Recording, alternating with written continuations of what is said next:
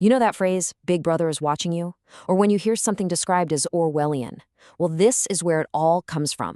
We're about to dive into one of the most powerful and, frankly, one of the most terrifying novels of the 20th century, George Orwell's 1984. Now, it was published way back in 1949, but its chilling vision of the future, wow, it still hits incredibly close to home today. So, to really get what this world is all about, you have to wrap your head around these three slogans. These are the official mottos of the ruling party, the entity that controls everything.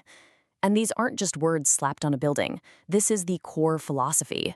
It's a world built entirely on contradictions, where truth is simply whatever the party decides it is on any given day. And this brings us to the central, terrifying question of the entire story. Just take a second and imagine that. A world where it's not your actions that get you in trouble, but your thoughts. A flicker of doubt, the wrong expression on your face for a split second, and you could be completely vaporized, erased from existence. This is the reality of thought crime. It's the one crime that contains all other crimes.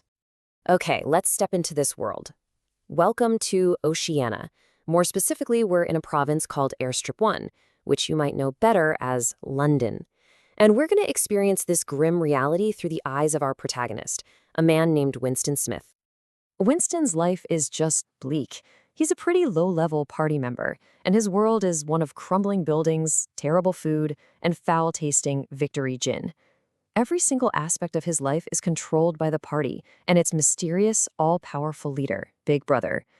So when Winston does something as simple as buying an old blank book and starting to write his thoughts in it, he's not just starting a diary. Oh no, he's committing a capital crime. He has basically declared a one-man war on the entire system. So how does the party possibly maintain such an iron grip on millions of people? It's not just with soldiers and police. No, they have a whole sophisticated toolkit of psychological and technological control, all built around that one famous idea. The most obvious tool is the telescreen. Imagine a TV that's in every single room of your house, at your office, on every street corner. You can never turn it off. It's constantly blasting propaganda at you. But here's the twist. It's also watching and listening to you 24/7. The very idea of privacy has been completely destroyed. The only place you have any freedom is supposedly in the few cubic centimeters inside your own skull. But the party's control goes way deeper than just surveillance. It goes after reality itself. This is literally Winston's job. He works at the Ministry of Truth, rewriting history. If the party decides today that they've always been at war with East Asia instead of Eurasia, Winston's job is to change every single newspaper article and record to reflect that new truth. By controlling the past, the party completely controls the present. How can you organize a rebellion when you can't even agree on what happened yesterday? So, controlling history is one thing, but the party's ambition is so much bigger. They want to control thought itself. And to do that, they've engineered the very architecture of the human mind. They have two main weapons for this. First, there's Newspeak. This is the official language of Oceania, and its main goal is to destroy words. They're making the dictionary smaller and smaller every year. Why? Well, if you eliminate the word freedom, how can you even conceive of the concept of freedom? The goal is to make rebellion literally unthinkable. And second, there's doublethink. This one's a real mindbender. It's the ability to hold two completely contradictory ideas in your mind at the same time and believe both of them are true. It's the key to survival. And you can see doublethink perfectly in the names of the government ministries. The Ministry of Peace is in charge of waging perpetual war. The Ministry of Truth is responsible for all the lies and propaganda. The Ministry of Plenty oversees economic hardship and starvation. And the most chilling of all, the Ministry of Love. That's where they torture you. The whole society is built on this foundation of organized, controlled insanity.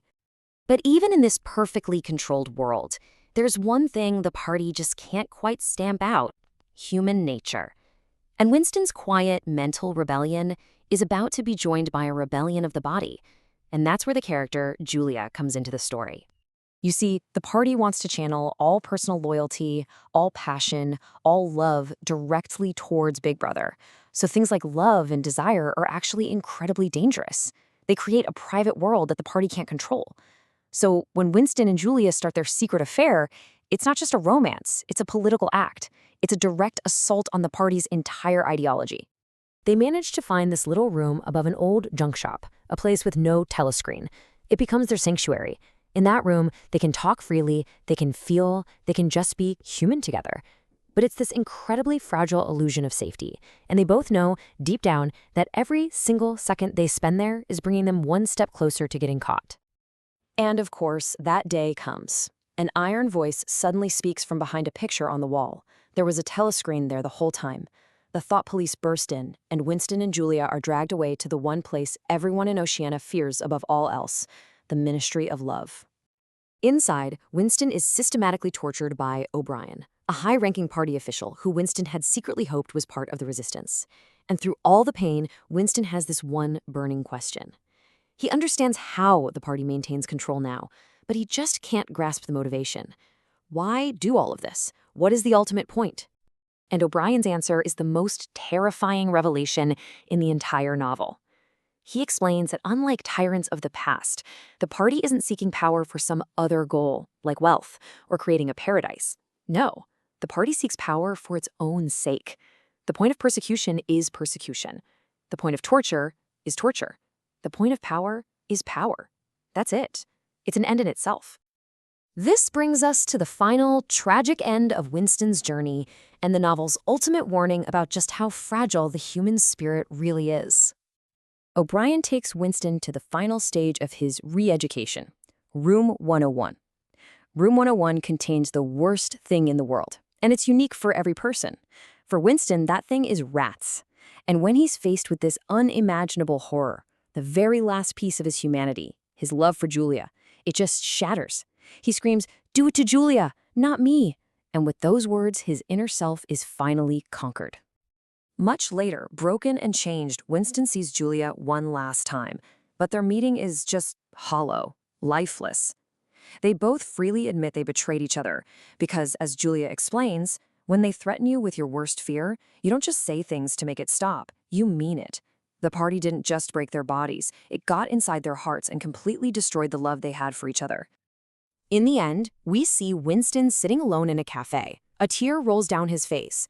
The struggle is finished. He has won the victory over himself. He loves Big Brother. And Orwell leaves us with this profound and deeply disturbing question that echoes long after you close the book. How does a system maintain power by shaping the very nature of what you believe is true? The ideas in 1984 are so vast and complex.